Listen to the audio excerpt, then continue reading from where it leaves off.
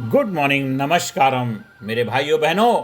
मैं दया शंकर शर्मा, कामयाब गुरु, motivational speaker. Shrimad Bhagavad Gita की जो सीरीज चल रही है उसमें 14वें अध्याय में आपके सामने गुणात्रय विभाग योग के ऊपर अपने विचार रखना चाहता हूँ। गीता के 14वें अध्याय का महत्व है कि मनुष्य के स्वभाव और कर्मों की जड़ों जो हैं उनका कैसे तालमेल बिठाया जाए। गुणात्रय विभाग योग है। ये अध्याय हमें बताता है कि 3 गुण हैं, सत्य, रजस और तमस। किस प्रकार हमारे विचार, भावनाओं और कर्मों को नियंत्रण करते हैं ये तीनों गुण। ये जड़ें कैसे हमारे को प्रभावशाली बनाती हैं, हमारे कर्मों की जड़ें। मेरे दोस्तों, आज के समय में यह अध्याय हमें आत्मविश्लेषण और जीवन प्रबंधन का सबसे बड़ा उपकरण है, सबसे बड़ा साधन है। अगर इसको हम समझ जाएं तो अपने जीवन को बहुत ज़बरदस्त कामयाबी की तरफ ले जाने में अहम भूमिका निभा सकते हैं। मेरे दोस्तों, 3 गुणों की व्याख्या बताएगी। पहला गुण क्या है? सत्य गुण, ज्ञान और शांति का गुण है। शुद्धता, ज्ञान, विवेक, सत्य, करुणा जिसके अंदर है वो सत्य गुणों से भरपूर है। सत्य से व्यक्ति को शांति और संतुलन मिलता है। मेरे दोस्तों, आज के समय में सत्य गुण माइंडफुलनेस, क्लैरिटी, कंपैरिजन और सेल्फ डिसिप्लिन से आता है। तो अपने जीवन में हमें क्या करना है? तीनों गुणों का तालमेल बिठाना है। तो हमें अपने डेवलप करना, अपने पहले तमस से रजस, रजस से सत्य गुण की तरफ बढ़ना, यही आपका अल्टीमेट गोल है। तो दूसरे गुण के बारे में बताए गए हैं कि रजस गुण क्या है? चंचलता और इच्छाओं का गुण है। तृष्णा, लालसा, कर्मठता, प्रतिस्पर्धा का युग है। इसमें ज़्यादातर लोग तमस से निकल के थोड़ा सा आगे बढ़ते तो रजस के अंदर उलझे रह जाते हैं, सत्य गुणों तक पहुंच ही नहीं पाते हैं। रजस गुण जो है उसके क्वालिटी क्या होती? तृष्णा, लालसा, कर्मठता, प्रतिस्पर्धा में लगा रहता है। और रजस से व्यक्ति हमेशा सक्रिय रहता है लेकिन बेचैन भी रहता है।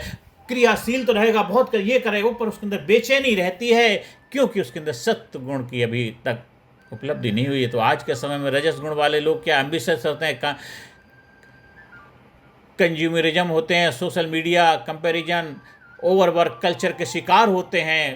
कामयाबी तो बहुत मिल जाती है लेकिन अंदर, मन के अंदर शांति नहीं है, पीस नहीं है, आनंद नहीं, खुशहाली नहीं है। और तीसरा जो गुण है, तमस गुण है, जो लोअर गुण होता है, वो अज्ञान और आलस का गुण होता है। इसके अंदर आलस, प्रमाद, अज्ञान, नकारात्मकता होती है इंसान के अंदर। तमस से व्यक्ति सुस्त, भ्रमित और निराश रहता है। आज के समय में तमस गुण मतलब एडिक्शन, प्रोक्रेस्टिनेशन, डिप्रेशन, एस्केपिज्म जैसी शिकार होता है। एस्केप वाला माइंडसेट रहता है, बचने के कोशिश करता है, हर जगह बचने के प्रयास करता है। मेरे दोस्तों, ज़्यादातर दुनिया में लोग तमस गुण वाले होते हैं। अगर कुछ उससे निकल के रजस में पहुंच जाते हैं लेकिन वहीं उलझ जाते हैं, विलासता के शिकार हो जाते हैं। कुछ बिरले ही होते हैं जो तोड़ देते हैं जाल को और सत्य गुण में पहुंच जाते हैं। वो होते हैं योगी, महापुरुष, कामयाब, सफलता को उपलब्ध लोग। और वो बन जाते हैं देश के मार्गदर्शक, प्रेरणा देने वाले, देश को ऊंचाइयों पर ले जाने वाले, देश को दिशा दिखाने वाले। और वो लोग होते हैं जो बनते हैं गौतम बुद्ध, महात्मा गांधी, गुरु नानक, संत कबीर, और बन जाते हैं वो महान लोग। मेरे दोस्तों, भाइयों बहनों, हमें सत्य गुण की तरफ जाना है। जो कर्म करते हैं, देश की प्रगति, उत्थान के लिए सोचते हैं, तो हमें ऐसे महान लोग बनने। वो बनते हैं राम, वो बनते हैं कृष्ण, वो बनते हैं विवेकानंद, वो बनते हैं सिद्धार्थ, से बन जाते हैं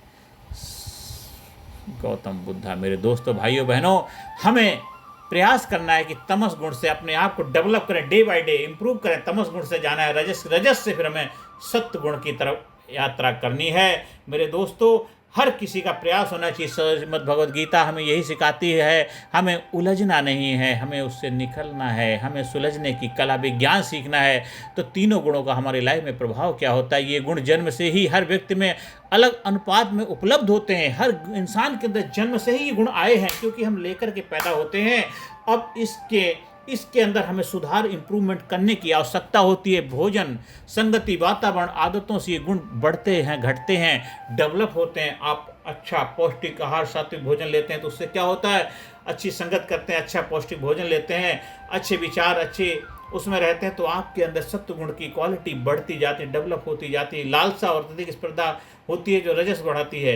मेरे दोस्तों, आलस और नशे की आदतें जो है तमस बढ़ाती है। तो हमें इन चीज़ों से अपने अंदर बदलाव लाने का प्रयास करना है। इसलिए हमेशा कोशिश करो आलस और नशे की आदतें गलत संगत से बचना चाहिए। अगर उसमें रहोगे तो आपके अंदर तमस गुण बढ़ते रहें, क्योंकि जैसी संगति वैसे रंगति है। अगर आप लालसा, अत्यधिक प्रतिस्पर्धा वाले लोगों के साथ रहोगे तो आपके अंदर रजस की क्वालिटी बढ़ेगी। लेकिन अगर आप सात्विक संगत करोगे, सात्विक भोजन खाओगे, सात्विक वातावरण में रहोगे तो आपके अंदर सत्व गुण बढ़ता जाएगा। मेरे दोस्तों, आधुनिक जीवन में गुणों का महत्व क्या है? आज हर इंसान का जीवन गुणों से संचालित है। कॉर्पोरेट वर्ल्ड जो है, रजस का प्रभाव हमें और चाहिए और चाहिए और चाहिए और चाहिए, और खासकर आज का नेटवर्किंग मार्केट जो है, बस वो तो रजस के ऊपर ही निर्भर है। रजस रजस, जो कॉर्पोरेट जगत है रजस का जगत है मेरे दोस्तों, भाइयों बहनों। और आजकल तो ये हमारी पॉलिटिक्स भी रजस वाली हो गई है। लोग नेता, राजनेता इसलिए नहीं बनते देश की सेवा करने, बस उनको ऐसो आराम की जिंदगी चाहिए, गाड़ी चाहिए, कोठी चाहिए, बंगला चाहिए। उनको पब्लिक की सेवा से कोई लेना देना नहीं। प्राचीन टाइम में भी जो हमारे पूर्वज थे, जो नेता थे, वो देश के लिए अपने आप को समर्पण का, त्याग बलिदान का उनके अंदर स्वभाव था। उसके सबसे बड़े जीते जागते उदाहरण हमारे लाल बहादुर शास्त्री, महात्मा गांधी, ये जीते जागते उदाहरण हैं मेरे दोस्तों। आज हमें हमेशा अपने आप को डेवलप करना चाहिए, good to better to best की जर्नी करते रहना चाहिए। उसके लिए मेडिटेशन, योगा करें, सत्व का विकास होगा मेरे दोस्तों। यदि हम सत्व को बढ़ाएंगे, रजस को नियंत्रित करेंगे और तमस को घटाएंगे तो जीवन संतुलित और शांतिमय हो जाएगा। तो हमें करना क्या है? सत्व गुण को बढ़ाना है, रजस को कंट्रोल करना है, तमस को घटाना है, तब जाके जीवन में बैलेंस आएगा तीनों गुणों का मेरे दोस्तों। गुणातीत अवस्था क्या है?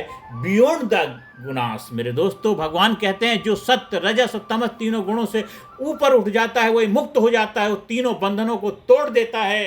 वो मेरे दोस्तों वही तो बन जाता है असली विजेता, वो बन जाता है शक्तिशाली, पावरफुल व्यक्ति। वो तीनों में उलझता नहीं है, वो सत्य में भी नहीं उलझता, उससे भी ऊपर निकल जाता है, वो बन जाता है गुणातीत मेरे दोस्तों। गुणातीत अवस्था कहलाती है। गुणातीत व्यक्ति के लक्षण क्या होते हैं? सुख दुख मान अपमान में संभाव होता है। सुख हो, दुख हो, मान सम्मान की कोई चिंता नहीं है। कोई कुछ भी बोलता रहे, उससे कोई फर्क नहीं पड़ता है, क्योंकि वो अपना कार्य कर रहा है। उसको पता है कि मुझे क्या करना है।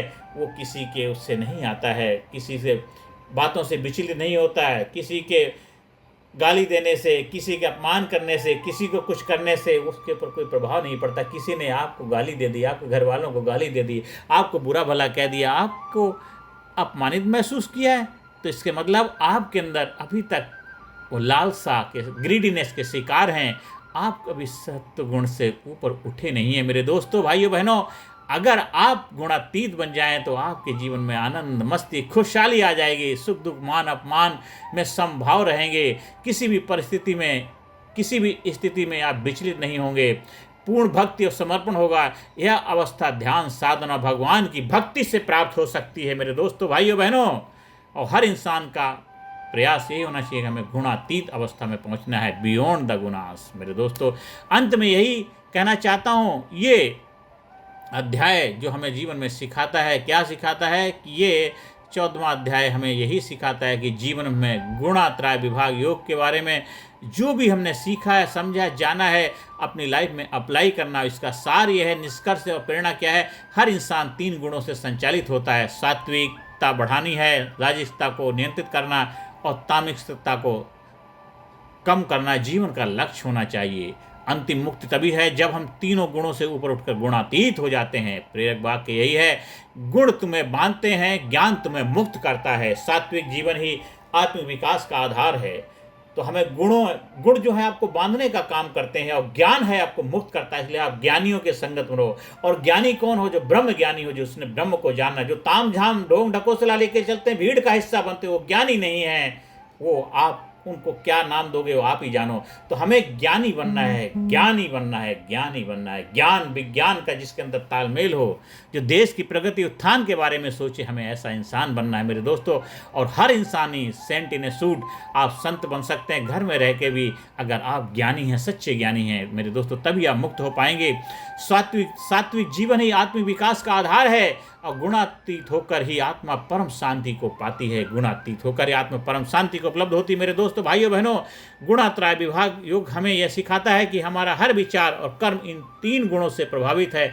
जब हम सजग होकर सात्विकता को बढ़ाते हैं, धीरे धीरे गुणातीत होते हैं, तभी जीवन में सच्ची स्वतंत्रता, शांति और ईश्वर की प्राप्ति संभव होती। मेरे दोस्तों, भाइयों बहनों, यहीं अपनी वाणी को विराम देता हूँ। 14 अध्याय यहाँ समाप्त होता है। अगले अध्याय में फिर मिलेंगे और ज़्यादा से ज़्यादा लोगों को वीडियो शेयर करें, ज़्यादा से ज़्यादा लोगों के जीवन खुशियाँ लाने का माध्यम बने, ज़्यादा से ज़्यादा लोगों को आप हमारा चैनल सब्सक्राइब करने की प्रेरणा दें। और आपका दायित्व, आपका अधिकार, आपकी जिम्मेदारी है कि आपको कामयाब होना, आपको कामयाब होना, संपूर्ण कामयाबी आपका जन्म से अधिकार है।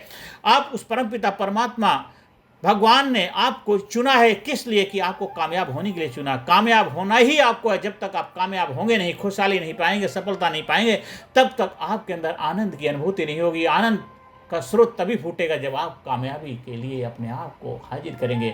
और संपूर्ण कामयाबी आपका जिम्मे से अधिकार है। श्रीमद् भगवत गीता जो है, ये हमें कामयाबी के लिए प्रेरणा देती, कामयाबी के लिए हमें तैयार करती, कामयाबी के लिए हमें हौसला देती है और कामयाबी के लिए हमें जोश जज्बा पैदा करती है। मेरे दोस्तों, गीता का ज्ञान अमर है, अजर है, शाश्वत है। इसलिए जीवन में गीता के ज्ञान को अपनाइए और कामयाबी की तरफ बढ़ते जाइए। नमस्कार, धन्यवाद, थैंक यू वेरी मच।